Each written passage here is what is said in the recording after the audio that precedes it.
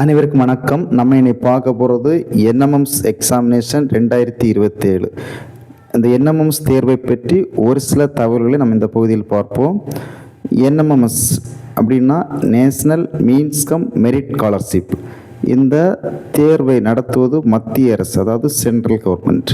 இந்த தேர்வை எழுத தகுதியான மாணவர்கள் 8ஆம் வகுப்பு படித்து கொண்டிருக்கும் அரசு பள்ளி மற்றும் அரசு உதவி பெறும் பள்ளி மாணவர்கள் மட்டுமே இந்த தேர்வை எழுத தகுதியானவர்கள்.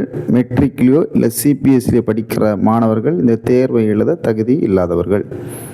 இந்த தேர்வில் குவாலிஃபை ஆனீங்கன்னா, ஜெயிச்சிட்டிங்கன்னா என்ன கிடைக்குன்னா 48 மாதத்திற்கு மாதம் 1000 ரூபாய் வைத்து 48,000 ரூபாய் கிடைக்கும். அதாவது 4 வருஷத்துக்கு 9ஆம் வகுப்பு, 10ஆம் வகுப்பு, 11ஆம் வகுப்பு, 12ஆம் வகுப்பு படிக்கும் காலகட்டத்தில் உள்ள 48 மாதத்திற்கும் மாதம் 1000 ரூபாய் வைத்து 48,000 ரூபாய் உங்களுடைய வங்கி கணக்கில் வர வைக்கப்படும்.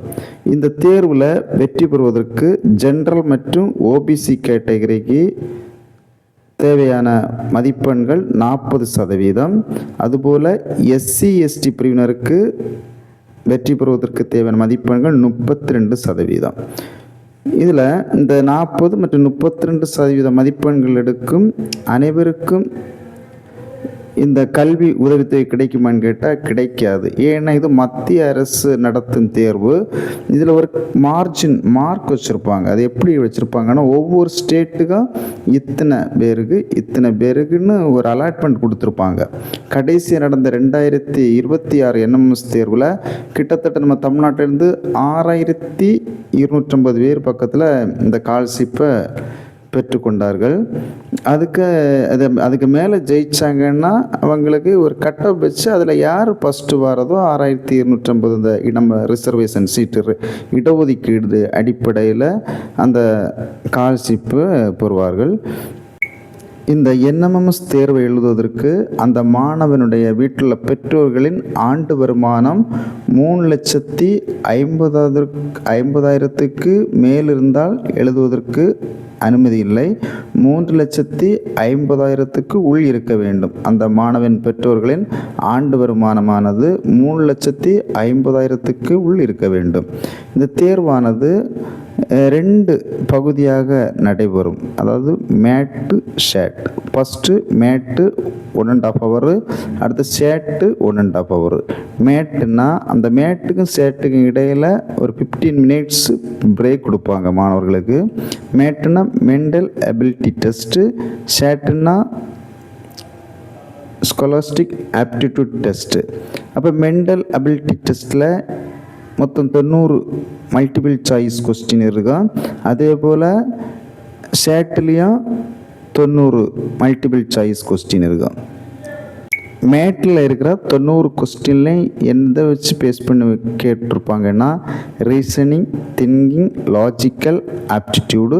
ஷேட்டில் மேக்ஸில் இருந்து 20 கொஸ்டின், சயின்ஸில் இருந்து 35 கொஸ்டின், சோசியலிருந்து 35 கொஸ்டின், மொத்தம் 90. அதேபோல் மேட்டில் 90 கொஸ்டின், ஷேட்டில் 90 கொஸ்டின், மொத்தம் 180 கொஸ்டின்ஸ் கேட்டிருப்பாங்க. இதுக்கு என்னெல்லாம் படிக்கணும்னா 7th first term, second term, third term உள்ள மேக்ஸு, சயின்ஸு, சோசியல் இந்த 3 புக்கிங்கில் உள்ள எல்லாமே படிக்கணும். 8th ஸ்டாண்டர்டில் மேக்ஸு, சயின்ஸு, சோசியல் உள்ள ஆஃப் ஏர்லி போர்ஷன் வரை படிக்கணும். இந்த எக்ஸாம் எப்போ நடக்குன்னா 2027 பிப்ரவரி இல்லைன்னா மார்ச், இந்த 2 மாதத்தில் ஒரு நாள் இந்த தேர்வு நடக்கும். இந்த தேர்வில் வெற்றி பெறுவதற்கு மேட்டு, ஷேட், மேட்லேயும் தனியாக குவாலிஃபை ஆகணும், ஷேட்லேயும் தனியாக குவாலிஃபை ஆகணும். மேட்லேயும் மினிமம் ஜென்ரல் மற்றும் ஓபிசி கேட்டகரி மாணவர்கள் 40% எடுக்கணும், ஷேட்லேயும் 40% எடுக்கணும். அதே போல் எஸ்சி எஸ்டி பிரிவினர் மேட்லேயும் 32% மதிப்பெண் பெறணும், ஷேட்லேயும் 32% மதிப்பெண் எடுத்தால் வெற்றி பெற்றதாக அறிவிக்கப்படுவார்கள். இதுபோல் தொடர்ந்து இந்த என்எம்எம்எஸ் பற்றிய தொடர்புகள் அடுத்தடுத்த வீடியோ நம்ம பார்க்கலாம். நம்ம வீடியோவை முதல்ல பார்க்குறவங்க சப்ஸ்கிரைப் பண்ணுங்கள். வீடியோ பிடிச்சிருந்தால் லைக் பண்ணுங்கள், கமெண்ட் பண்ணுங்கள், ஷேர் பண்ணுங்கள். நன்றி, வணக்கம். மாணவர்கள் மாணவர்கள் அனைவரும் 2027 நடைபெறும் என்எம்எம்எஸ் தேர்வில் வெற்றி பெற வாழ்த்துக்கள்.